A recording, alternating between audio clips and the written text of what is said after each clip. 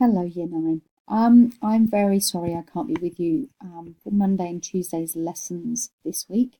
I'm currently in the UK, had a family funeral this weekend, so flying back first thing tomorrow, but I don't land until Tuesday night, which means I'll miss two lessons with both 9B and 9D.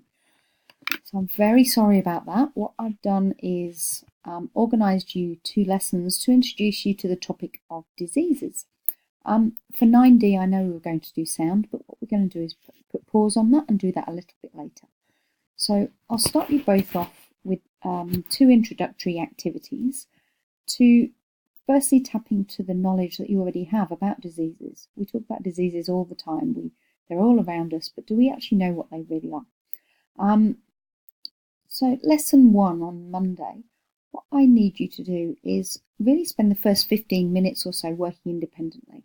This is an activity for you to really clarify and delve into your existing understanding about what a disease really is.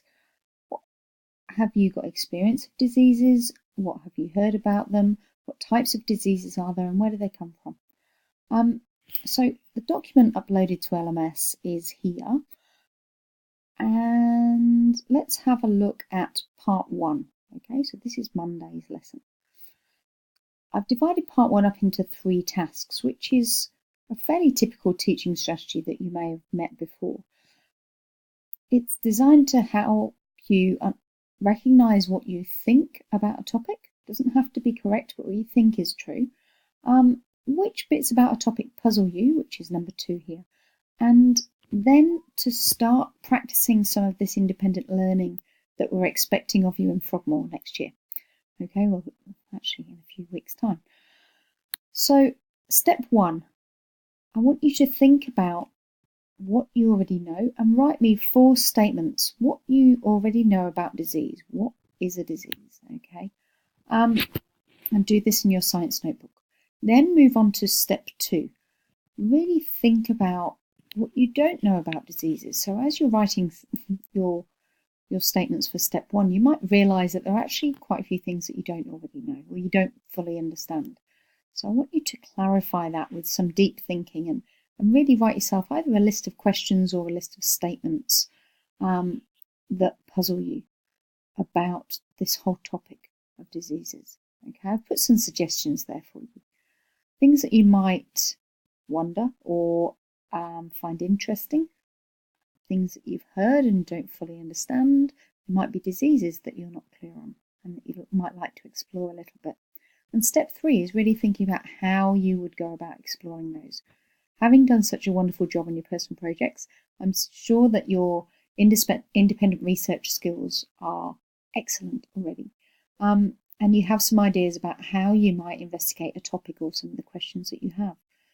So write a list of these strategies and also think about how you will ensure that what you find is actually true and trustworthy. One of the key skills in science is being able to actually determine fact from fiction and be able to separate things that are really trustworthy, the sources. So you have to be quite critical with what you read. So how might you work out whether information that you find is accurate? That should take you about 15 minutes or so. I'd like it to take you that long. If it doesn't take you that long, you really haven't put enough thought into it. Once you've done that, I'd like you to sit in pairs or in small groups and quietly discuss the things that you've written down in your notebook. Hopefully this will be organised in one A4 page and you've left some space to make some answers. Okay, so as you go through, you might be able to add some additional questions or additional ideas based on what your friends think. Then work together to actually explore the questions that you've written. Okay, at the very minimum, I want you to have the answers to these questions by the end of the lesson. What is a disease? What is it that causes the disease? And what are some common diseases that you've heard of? Think specifically about those diseases that you might have heard of. They might be in the media, they might be relevant to you and your family. And where do they come from? There are lots of different sources of disease. Now I'll just move briefly on to Tuesday's lesson. If you do finish Monday's tasks very quickly, you're very welcome to move on to this next section. Okay, so on Tuesday, I'd like you to start investigating some content around what we call pathogens. So a pathogen is a disease-carrying agent, which is basically a disease-carrying thing, not necessarily a living thing though. The two that we focus on in Year 9 are bacteria, which are living organisms, and viruses, which are non-living organisms. So today, on Tuesday at least, is all about you really developing a basic understanding of those before we move on when I see you next. Some of the keywords are listed here, and if you don't know what they are, please investigate those yourself. Okay, the keywords pathogen, bacteria, virus, contagious, microbe, organism, and prokaryote. Okay, so I've put a little tiny bit of information in the worksheet here for you, explaining that bacteria are the living prokaryotic organisms that can cause disease. They don't always cause disease, and it's important to know that. And they are structurally quite different to all other living organisms. Particularly, I'm going to ask you to compare the structure of bacteria to the structure of an animal cell, which you'll be familiar with from Year 8 study. Okay. Then I've mentioned viruses, which are non-living things, and they can't. The reason we say they're non-living is because they can't reproduce outside of a living organism or a living host. So they don't have all the machinery needed to make their own proteins and actually replicate and form new viruses. But they can do that inside another organism's cells. So in addition, actually, relating back to your body coordination units, viruses don't have a metabolism, okay? Whereas animals and other living things do have a metabolism. So that's another quite key thing that makes a virus non-living. Your task on Tuesday is to work together respectfully and collaboratively and produce I think I've called it a poster, an electronic poster. My preference is that it's in PowerPoint or Keynote.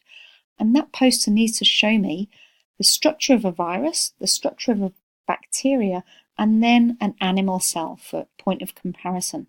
And I need you to show me that you understand those. Okay, so work through these dot points here that I've asked you to focus on, and make sure that you've got the following labels: DNA, nucleus, cell wall, cell membrane, organelles, and protein coat. Now, not all three of them, they won't all have all of those.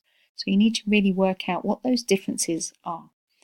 I want you to give me some examples of bacterial diseases and viral diseases, and also describe those diseases. So don't just list them, but tell me a little bit about them, okay? In addition, write the names of the people on your group and then submit that electronic poster to the Dropbox. I've linked the Dropbox up here. I hope that works. Otherwise, you can just find it on LMS. So I really want to see how far you get with your understanding of what a bacteria is, what a disease is, and the types of what a bacteria is, what a virus is, and the types of diseases that they might cause. I want to be able to see that on these posters before I meet you next in the next class.